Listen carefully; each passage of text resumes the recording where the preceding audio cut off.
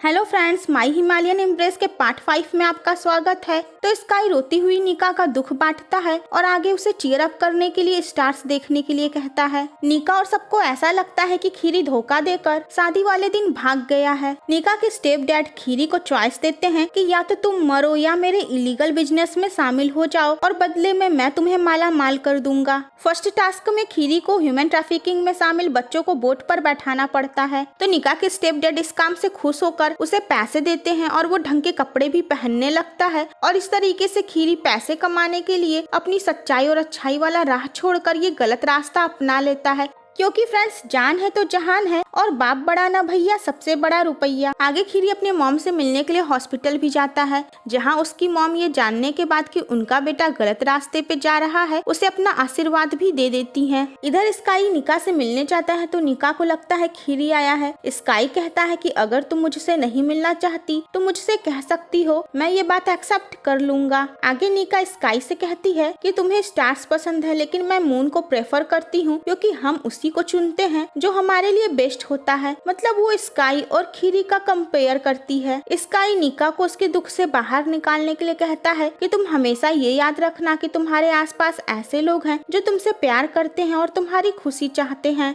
आगे निका स्काई से पूछती है कि तुम्हें कहाँ से स्टार्स देखना ज्यादा सुंदर लगता है, तो स्काई बताता है हिमालय से। तो खीरी भी वहाँ दूर से ही निका को देखने आया था और वो स्काई और निका को देखकर जेलस होता है और उसे याद आता है कि जब तक वो स्काई इतना पैसे वाला नहीं हो जाएगा तब तक स्काई से हमेशा उसे खतरा रहेगा। तो आगे स्काई निका से पूछता है कि तुम क्या मेरे साथ चलोगी हिमालय उन सितारों को देखने के लिए। तो निका कहती है ठीक है, लेकिन पहले मैं अपने रेस्टोरेंट का काम खत्म करूंगी तब। स्काई इतना खुश हो जाता है जैसे उसे कोई जैकपॉट मिल गया हो। जब उसके बॉडीगार्ड्स को ये बात पता चलती है तो वो कहते हैं कि क्या आपके डैड को पता है आप अपने घर एक थाई गर्ल को ले जा रहे हैं। तो स्काई कहता है मैं डैड से बात कर लूंगा। इस बीच में निका खीरी को याद करके रोती है। आगे स्काई एक बार फिर से निका से इंडिया जाने के बारे में बात करता है तो निका कहती है ईमानदारी से कहूँ तो मुझे तुम्हारे बारे में कुछ पता ही नहीं है, जबकि तुम मेरे और मेरी फैमिली के बारे में सब कुछ जानते हो। स्काई कहता है मैं किसी से भी अपनी फैमिली के बारे में बात नहीं करता हूँ। तो निका पूछती है मुझसे भी नहीं। तो फ्रेंड्स निका खुद तो अपनी जिंदगी के सुख दुख खीरी के साथ बांटना चाहती थी, लेकिन स्काई के लिए उसे सबसे स्पेशल रहना है। तो फ्रेंड्स आपने अक्सर ही लवर्स को ये कहते हुए सुना होगा कि मैं तुम्हारे लिए चांद सितारे तोड़कर ले आऊंगा। तो स्काई इसे ही सच करने की कोशिश करता है। वो निका के पास आता है और बताता है कि उसने एक स्टार खरीदा है और उस सितारे का नाम उसने डानिका रखा है। Actually sky international star registry में निका के नाम से एक स्टार खरीद लिया था। वो निका को सर्टिफिकेट गिफ्ट करता है तो निका खुशी से 7वें आसमान पर पहुंच जाती है। स्काई कहता है इसके बदले में मुझे कुछ चाहिए। तो निका सोचती है ये फ्री नहीं था।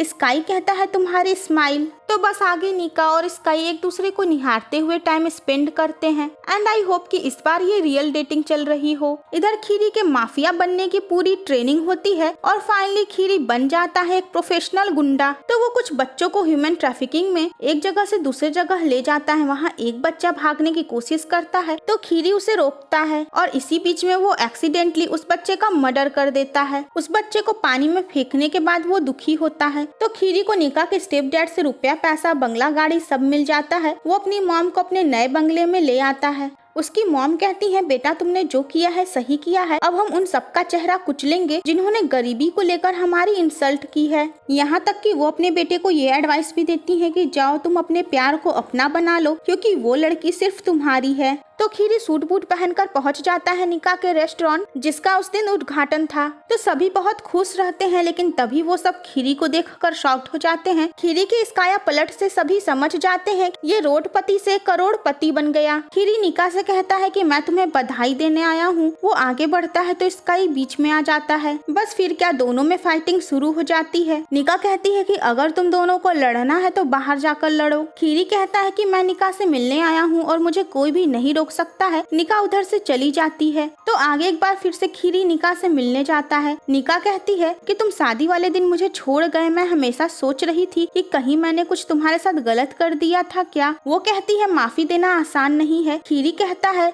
कि मेरे पास अपना एक रीजन है। खीरी उसे रिंग दिखाते हुए कहता है कि मैंने इसे बहुत ही स्ट्रगल से पाया है। खीरी उसे जबरदस्ती बैग से हक करके सॉरी कहता है। तो तभी वहाँ पर स्काई पहुँच जाता है और वो खीरी को वहाँ से हटाता है। निका स्काई को रोकते हुए कहती है कि मैं इससे बात करना चाहती थी। स्काई कहता है कि इसका मतलब है कि तुम इसे हक करने दोगी। निका स्काई के ऊपर भी गुस्सा हो जाती है। आगे स्काई खीरी से कहता है मुझे पता है तुम जो कुछ भी काम कर रहे हो वो इलीगल ही होगा। तो खीरी कहता है तुम भी तो इलीगल बिजनेस ही करते हो। वो कहता है कि अब तुम मुझसे ज्यादा पावरफुल नहीं रहे। तो फ्रेंड्स, भले ही निका अब तक ये दिखा रही थी कि उसे खीरी से कोई भी मतलब नहीं है, बट एक्चुअली वो खीरी से बात करके उसके यूं अचानक बदल जाने का रीजन जानना चाहती है। तो खीरी एक बार फिर से निका से मिलता है और वो स्काई को लेकर उससे झगड़ा भी करता है। वो निका से कहता है कि वो गरीब नहीं रहना चाहता था। निका कहती है कि तुम्हारे लिए पैसा मेरे आंसुओं से ज्यादा बढ़कर है। इधर निका के स्टेप डैड अपना प्लान बताते हैं कि वो खीरी और स्काई को आपस में लड़वा कर ही मरवा देंगे। खीरी अपने डैड का दिया हुआ लॉकेट पहनकर निका से मिलने आता है। वो एक बार फिर से जबरदस्ती निका को हक करता है। वहाँ स्काई पहुंचकर उसे पंच करता है। तभी वो अपना खानदानी लॉकेट देख लेता है। स्काई खीरी को जमीन पर पटक के उस लॉकेट को अच्छे से देखता है। स्काई बिल्कुल शॉक्ड हो जाता है। निका उन दोनों को ही वहाँ से जाने के लिए कहती है। स्काई सोचता है कि वो लॉकेट खीरी के पास कैसे आया। वो खीरी के पुराने घर जाकर छानबीन करता है तो उसे अपनी फैमिली फोटो मिल जाती है और उसे देखकर वो शॉक्ड हो जाता है।